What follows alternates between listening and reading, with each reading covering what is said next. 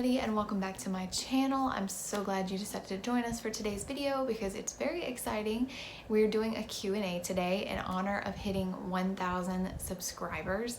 I cannot believe that I hit 1,000 subscribers. I never thought that I would ever hit this milestone. It seemed like it would take me such a long time to hit this milestone, but we hit 1,000 a few weeks ago. Actually, I think it was about a month ago.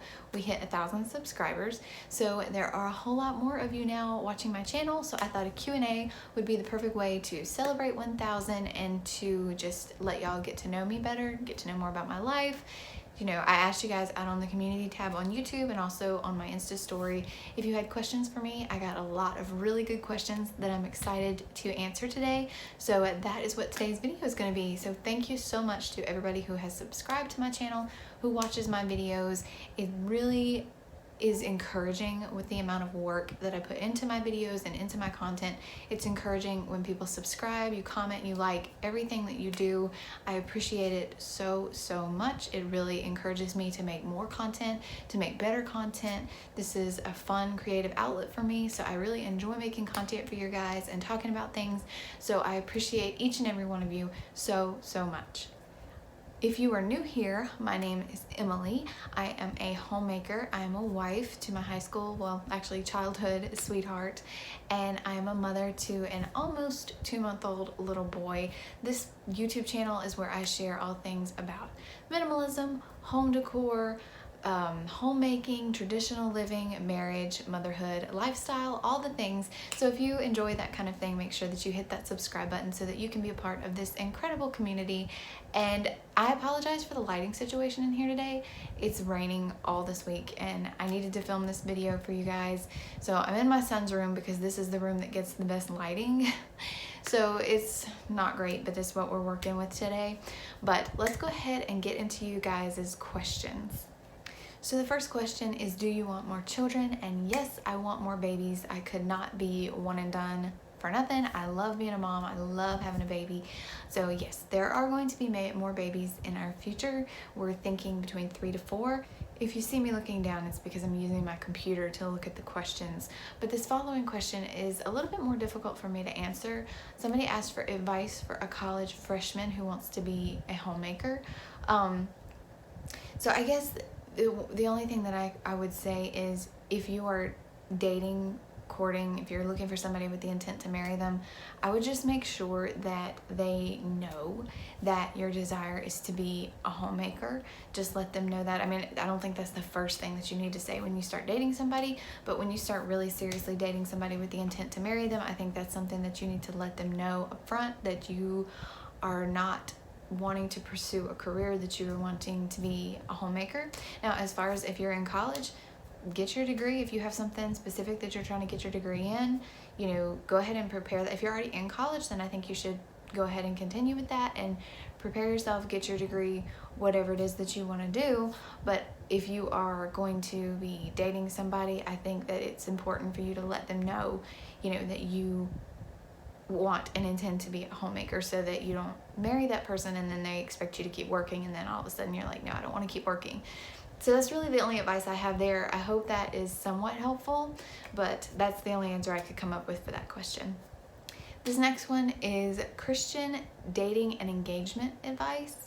I don't know that I have any dating advice, because if I'm perfectly honest with you guys, I did not date. I've had one relationship in my entire life, and that is my husband. We met, well, I have a question about how did we meet, but we met very young. We got married fairly young. Our whole relationship was with the intent of getting married. We pretty much knew, you know, fairly soon that that is what we wanted for our future. That was what was in our future, was marriage. So I can't say I dated in the sense that I dated different people, because I didn't. So I don't have a perspective from that. I don't have advice on that. Now, if you're looking for advice on like handling a Christian relationship, like a Christian courtship or dating relationship, like as far as if you're planning to wait and save yourself for marriage or something like that, because we did save ourselves for marriage.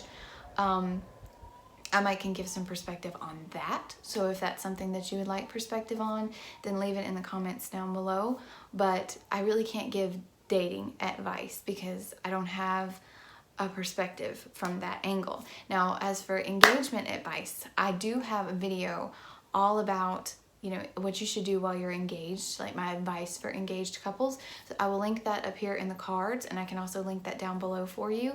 But I have a video all about what I think you should do, like advice on Christian engagement. If you guys hear my baby crying, he's fine. My husband has him. He's actually home today, so I'm not like leaving him while I film this video. He's fine. He's with my husband.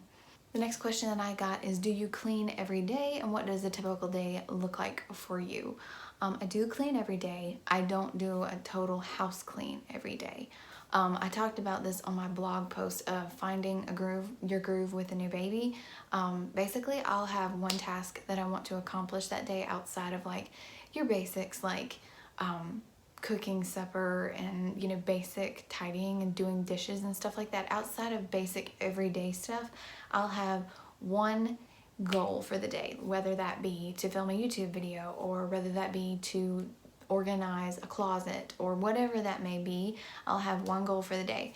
If I get that goal done, I feel accomplished. If I don't get anything else other than that goal done in a day, then it's okay. The rest of the stuff, I can set a new goal for the next day. But I try to set one specific goal per day, you know, because it's harder when you have a baby. They need you. You know, you can't just put on music and clean all day long. You have to work with their nap times, with their downtime, you know, things like that. So I will have one specific goal for the day. If I get that done and nothing else gets done, it's okay. Another question I got was, how do you budget? I do have several financial videos that I will link down below as well. Another question I got was, do you have any hobbies that you enjoy? I have so many hobbies that there is no way I could keep up with them all. I do YouTube, I do Instagram, I like to take pictures, I like photography, I like to play music, but I have not played music in the longest time because I've had so many other things filling up my plate. I love organizing, I love decluttering, I like reading, I like way too many things. I really need to narrow my hobbies down, but I like a lot of stuff. I have a lot of hobbies. Somebody asked who inspired me to want the lifestyle of a homemaker, and I would say that would have to be my mother. My mother was a stay-at-home mom with us. When I was born, she went to working part-time, and then when my brother was born 3 years later, she quit work altogether and was home with us for the rest of our life. She is still currently home with my younger sister. I only have one sister. She's still home with my younger sister because she won't graduate until next year. So she's still home with her, but she's actually in the process of becoming a real estate agent, and she's planning to start working part-time now. But she was home with us for our entire childhood. She was a homemaker. She knew how to cook. She would clean. You know, she knew how to sew. So all of that, I think, kind of geared my mind to desire to be a homemaker, to be a stay-at-home mom, to take care of my house and all that kind of stuff. I think that really came from my mother's influence. So growing up, that's just always what I wanted for my future. So that is who inspired me to want to be a homemaker. Somebody asked if I planned on homeschooling in the future, and if not, will I remain a homemaker or will I go back to work when my kids go to school? And yes, I am planning on homeschooling. If you did not know this, I am a homeschool kid graduate. Me and my siblings were all three homeschooled. I went to a private school for 2nd and 3rd grade, but other than that, I was homeschooled my entire schooling years. My brother and sister were homeschooled their entire schooling years. We were taught by my mom.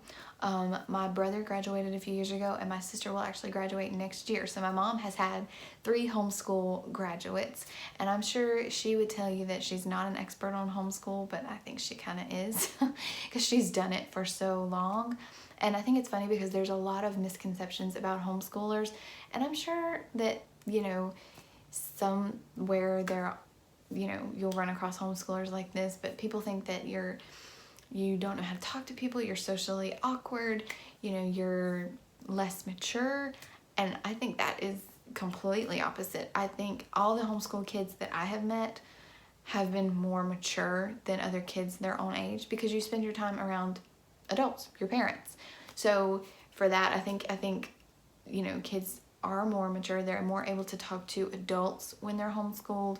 And as far as like, I hear people say, oh, you just lay around in your pajamas all day, you don't really do school. In our house, Mama would make us get up, get ready, do our chores, get dressed, and come to school. And we actually did school, and the proof is in the pudding, because we all three, all three have graduated from homeschool. So, you know, there are a lot of misconceptions about homeschoolers. As far as like being socially stunted or anything like that, like we were blessed enough to be a part of our church had a school, so we would do PE with them, we would do field trips with them. We had a big youth group at church that we were involved in, and I know like for a lot of homeschoolers, like there are homeschooling groups that you can be a part of, so you can go hang out with other homeschoolers. So, you know, people have these preconceived ideas about homeschool that are not 100% accurate. And then too, I don't want to sound like I'm bashing public school, but at least where I live, the public schools are not very good. There's a lot of bullying in the public schools here. Bullying is a big issue. There's just a lot of issues, and I'm not going to go into all of them because I don't want to sound like I'm bashing public school or anything like that. But let's just say that there are things that they teach them in the public school system that I think should be taught at home, and there are things that are not taught in the public school system that I would want them to learn. Just for example, cursive handwriting. They don't teach cursive handwriting in public school, and I think everybody should know how to write in cursive. So, and then also with homeschooling, when we were homeschooled, we got to do a lot more things in depth, a lot more fun things, like we did read alouds, we did nature study where we would go outside and find something to draw in our notebook, and then we would come in and study what it was that we drew. We did in-depth studies on composers, on artists. We did just a lot of different things that were really, really cool that I don't think I would have been able to do in public school. And also, homeschooling gives a lot of freedom when you're all home together. Like, the only person that we had to work around the schedule was my dad, because he worked.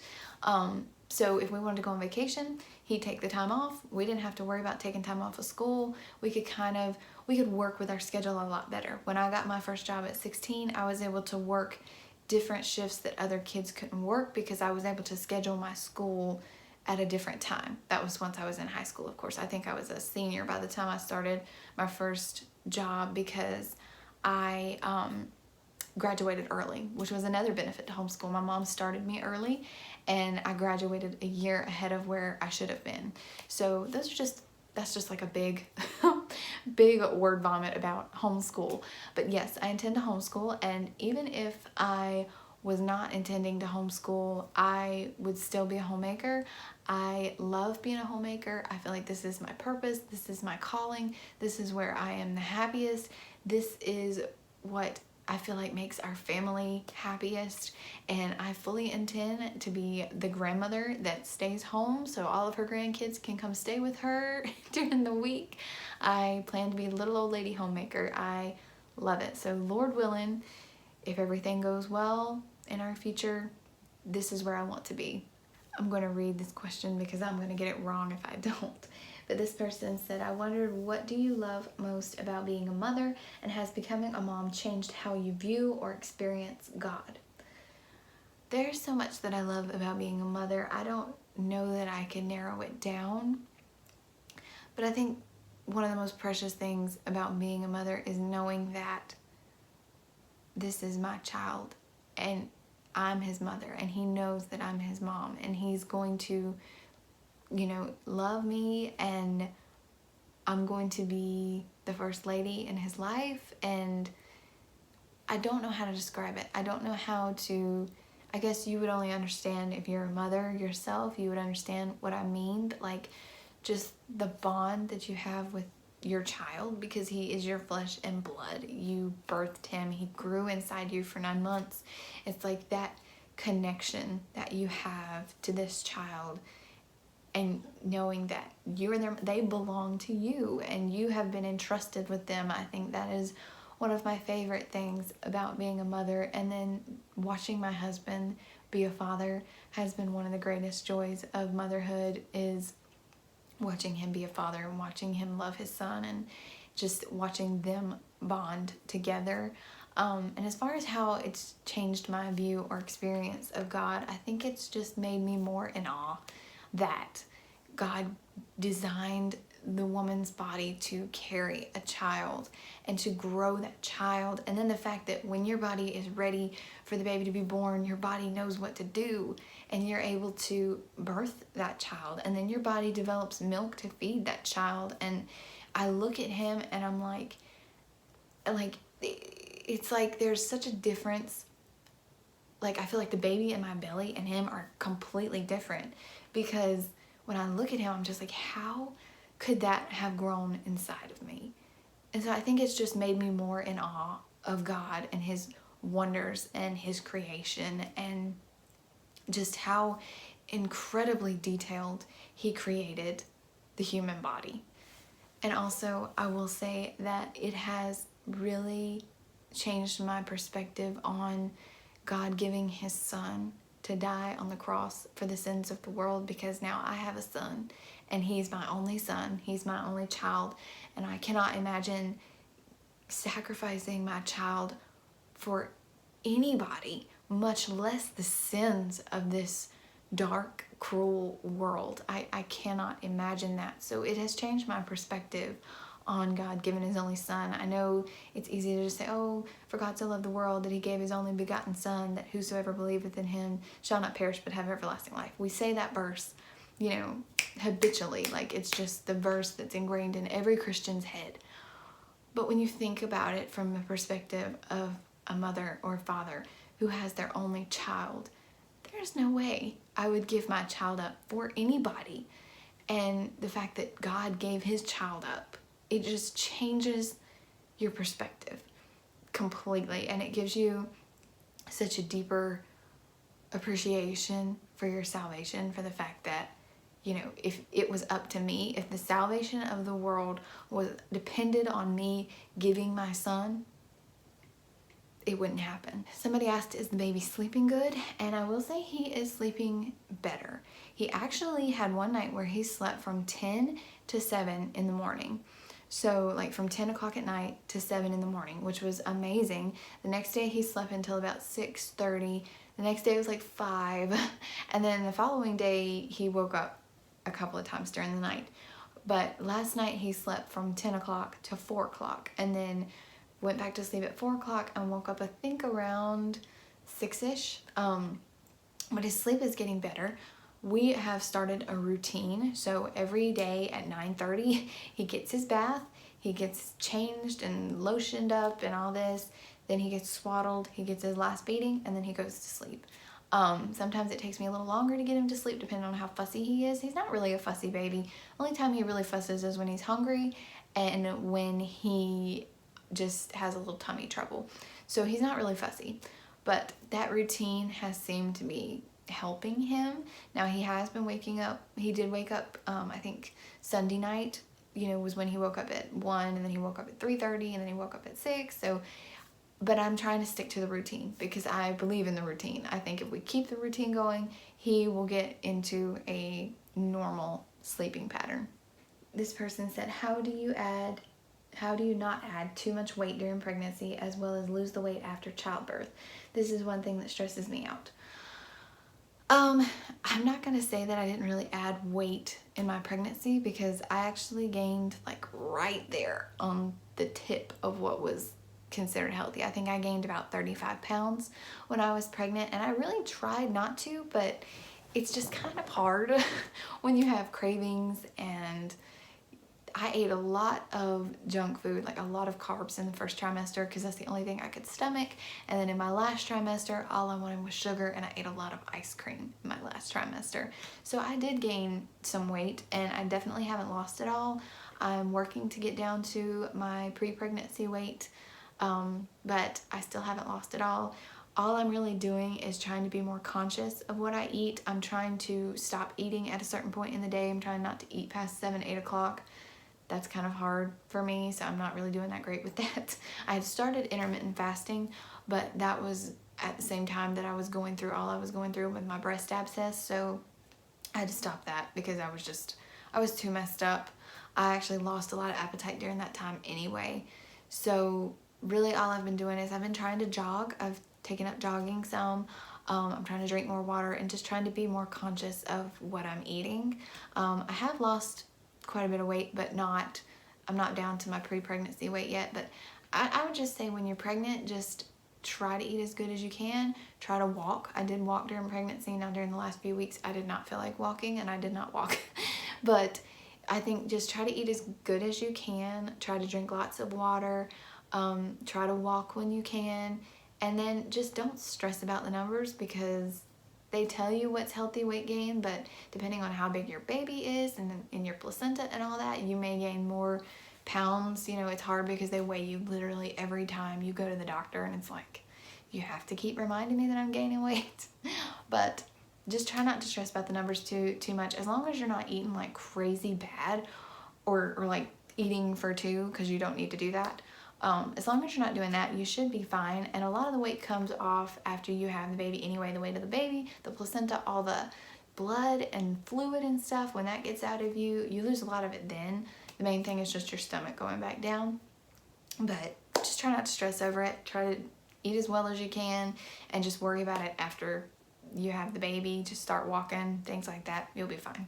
Somebody asked what type of baby formula works best for Cade. When we were in the hospital and we were having to use formula because I didn't have any milk, we were using what the hospital had, which was Similac Pro Advance, and it was for brain and eye development and immune support. So when we came home, we continued to buy that same brand. So that is what we used, and then I went to buy some and bought the wrong thing because I was trying not to change up his formula, because I know they said when you change up the formula sometimes it can cause colic, and did not want that to happen.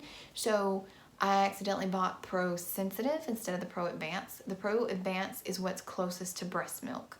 The Pro Sensitive is for fussiness and gassiness. So I bought the Pro Sensitive by mistake. So we've been using that, which actually that has helped his stomach a lot, I think. But we use Pro Sensitive, Pro Advance. Those are more expensive, I will say. If you just get the regular Similac, it's a lot cheaper than the Pro Advance and the Pro Sensitive. If it says Pro, it's more expensive, but I'm just too afraid to change him right now because I do not want him getting colic or getting his stomach messed up. I'm hoping maybe I can change him over gradually, but right now we're using Pro Sensitive and Pro Advance. This person said, what is your hair care routine? Your hair is so gorgeous. Thank you. I actually have a video dedicated to my whole curly hair routine, but it's very basic, it's very simple, and I try not to use heat, and I do not color my hair anymore, which really contributes to the health of my hair. I do use heat, but just not all the time. I used to straighten my hair every day in high school, so I use the curling iron occasionally or the straightener on my bangs once in a blue moon, but I try not to use heat. I try not to color my hair, and I don't use a bunch of expensive products. I just use basic products. I will have that video linked down below as well if you want to check out my full hair care routine. This is a similar question to the one earlier, but this person said, what made you decide to be a homemaker? How are you able to afford life on only one income? I hit on who inspired me to be a homemaker and kind of why I wanted to be a homemaker earlier in this video. It was because of my mother. But what made me decide to be a homemaker, I guess before Cade was born, y'all know that I became a homemaker before Cade came. Like 2 months after I found out I was pregnant is when I quit my job. But I was just basically burned out, stressed out, and I just desired to be at home. I no longer felt fulfilled by the job that I was in. I just no longer wanted to be out in the workforce. I felt like my calling and my purpose was to be at home. My husband, was perfectly happy for me to be at home, which is why I decided to go ahead and quit my job and stay home. And I'm so thankful for the time that I was able to be home while I was pregnant, because it really helped when I wasn't feeling good to not have to get up and go to a job. So that's why I decided to stay home before, Cade. But as far as, and I also have a video dedicated to that as well, if you want to go watch that full video of why I quit my job. As far as being able to afford life on one income, it's a combination of budgeting, frugal living, sacrifice, that kind of thing. I think it's doable for a lot of people, but they just want to hold on to a certain lifestyle, which is fine. If you have the money to live a certain lifestyle and you don't want to give that up, you don't have to. But if your desire is to stay home, unless your husband makes a lot of money, you're gonna have to change your lifestyle a lot. Now, I cook at home most of the time. We try not to go out to eat that much. I don't really use any gas money because I don't really go that many places. My husband has a work vehicle, which really helps us out on the gas money. But we just basically try to live frugally. We try to be conscious of our spending. We cut out a lot of unnecessary bills. I had a car payment. We sold that car. We changed our phone plan because our phone plan was so ridiculous. I cut out my unlimited data and I just have 1 gig of data a month. And because I'm home, I'm on the Wi-Fi all the time, so I don't really need unlimited data. So we cut that out. We don't have cable or anything like that. So it's just a lot of frugal living. There's some sacrifice involved. If you want to stay home and your desire is to stay home, you're going to have to sacrifice something in order to do that. Like I said, unless your husband just makes a lot of money. But, we don't make a ton of money. So, we have to be conscious of what we're spending our money on. But basically that's it as far as how to afford life on one income. It's just being conscious, waiting on certain purchases, and just being careful and frugal with your money. This person asked if I had any postpartum blues, and I did have some baby blues. I did not have postpartum depression. This person asked, how did me and my husband meet? We met when we were 11 years old, and we met in church. And I liked him before he liked me. It took him a year to come around to liking me, but I had a crush on him as soon as I saw him. I walked into the church service that Sunday morning and saw him standing there all dressed up in a little suit, and it was all she wrote. Favorite way to relax, use your free time? Probably to declutter something or organize something, to be honest. I love organizing and cleaning stuff out. Stuff like that is very therapeutic to me. It's weird, but it's very therapeutic to me. 4 baby names you loved but didn't use. I can only think of 3 off the top of my head that I like that Brennan does not like, so we will not be using these names. I can only think of 3, but Elliot, I love the name Elliot for a boy. Brennan does not like the name Elliot. I think I heard that name on E.T. I think the little boy's name is Elliot, but I love the name Elliot. He does not. Also Audrey and Sabrina. He doesn't like either of those names, but I think they're so pretty. Did your faith stay strong through the whole pregnancy and after? I would say so. Now, I'm a worrier. I'm naturally a worrier, so there were times that I would really stress out and worry about something I did or a product I used and stress out about it hurting the baby. So I had to put a lot of trust that the Lord knew what he was doing and had a hand of protection on the baby. But there were times when I did falter, and I'm not really good at when I don't have control of a situation. It's like I feel like I just feel scared. But I had to just trust that the Lord knew what he was doing and trust that I had no control over the situation anyway. And so I had to trust that the Lord was going to take care of it. And that's not to say that I was able to 100% be at peace, but I think the Lord just gave me a lot of grace in my pregnancy, and then through labor and delivery, he just gave me a lot of grace.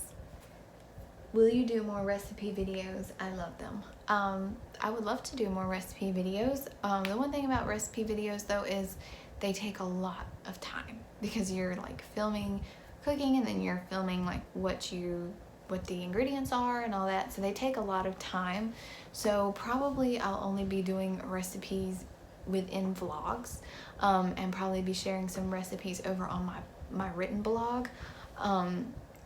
I probably won't have dedicated recipe videos, but I'll probably include recipes in my vlogs. I want kids so bad, but it's also super scary to imagine giving birth. Any insight, encouragement? I understand the fear of childbirth. Pregnancy didn't scare me. Childbirth has always kind of scared me. but I really wanted to have a baby. So I was just like, you know what, once I get pregnant, that child has to come out one way or the other. So I'm just going to pray that I have grace to deal with it when that time comes. And I think when I finally decided to get the epidural, that really helped me. I know that a lot of people are negative on the epidural, and I understand why. But really all that matters is that your baby comes into the world safe and healthy, and that you're safe and healthy. And for my mental state, for my mental fear that I had of birthing a child, getting an epidural is what helped me, because I knew I wouldn't be able to feel that. And you know, I completely understand people wanting to do it all natural, and people wanting to, you know, not be on medicine, because I know that there are side effects to medicine. I understand all of that. And if I thought I could have handled it without the epidural, I would have done all natural birth. But because I had such a fear and a mental block, I'll almost say, like a mental breakdown over worrying about birthing a child all natural, having an epidural is what gave me the peace and the confidence to get through it. I think if I'd have been focusing on the pain and the fear, I don't know that I would have been able to push him out. I think my fear might have hindered me, and I would have ended up with a C-section. So epidural really helped me. I know a lot of people are against it, and that's fine, but for me, with that kind of fear like what you're asking about, the epidural is what helped me have peace and be able to have a pleasant birth experience. And so I'm not worried about doing it again. Like, I'm not scared of it anymore. That is what helped me. Is your family supportive of you being a homemaker? Any tips for dealing with judgment and hostility? My family is very supportive of me being a homemaker. My mom is a homemaker, like I said. Brennan's family is very supportive of me being a homemaker. I haven't received any backlash from family members. I've had pushback from other places, and especially like online, I've gotten some not so nice comments about it. I think in general, a lot of people just think that if you're a homemaker, you're just sitting around doing nothing, and that is so not the case, like at least not in my case. Maybe there are some out there that do not do anything, but as far as me and the homemakers that I know, we're always doing something. We're always working on something. Even before Cade was born, like, I was always working on something. I never get bored. I always have plenty to do. My job never stops. And I don't understand why people think, you know, that homemakers do not add value or contribute to their household, because literally the household runs because of the homemaker. Even when I was working, like, it's like I tried to manage everything. So the household really runs because of the homemaker. The homemaker cooks, cleans, takes care of the children, takes care of the husband, takes care of the dog, you know, does the laundry, does the errands, all the things. So we are contributing a lot to the household, to society. So I don't understand why people have negativity about it, but as far as dealing with judgment and hostility, you have to live your life for you. You cannot live your life for other people. You cannot live your life to please everybody, because you're never going to please everybody. Everybody is not going to be happy with your life decisions. But if you feel like that's where you need to be, if you feel like that's where you're called, that's where your purpose is, then you need to do what's best for you and your family, what makes you happy. It does not matter what other people think. It does not matter if there are people judging you. Because if you know that you're where you're supposed to be, then that's on them. If they want to waste their time and energy worrying about what you're doing, then they can go ahead and do that. But you have to live your life with what makes you happiest. Do you have any tips for telling your husband that you want to quit your job and be a homemaker? I can't say that I have any tips specifically on how to tell him this if you don't think he would be supportive of it. My husband has always been 100% supportive of me being a homemaker if that's what I wanted to do. Like, I think he would have been happy for me to be a homemaker when it got to the point that I was burned out and I was stressed out and I wanted to come home and I just wanted to be a homemaker. I didn't want to working that job anymore. He was perfectly supportive of me coming home. So I guess you would just need to be honest with your husband and explain to him the reasons why you want to be a homemaker, why you want to come home, and, you know, just in a respectful way, explain it to him and be honest with him. That would really be the only thing I could say. And I would say also pray about it beforehand. Pray that the Lord would prepare his heart for what you're getting ready to ask him or tell him. And then y'all have to work together. You definitely both need to be on the same page though. So I don't think, you know, that you should just be like, I'm coming home and you're just gonna have to deal with it. I think you both need to be on the same page about it. But I would just be honest with him and explain to him why you want to be a homemaker, and, you know, in a respectful way. Okay guys, I think I got through all the questions that I had. Thank you so much to everybody who submitted questions. I hope that I was able to answer them in the best way possible. Thank you again for 1,000 subscribers. I'm so thankful for each and every one of you that watches my videos, that comments, that likes my videos. It really means a lot to me, and I am so looking forward to seeing where this channel takes us. It's been an incredible journey so far, so thank you so much to everybody who submitted me questions, for everybody for subscribing, and I will see you guys in my next video. Bye!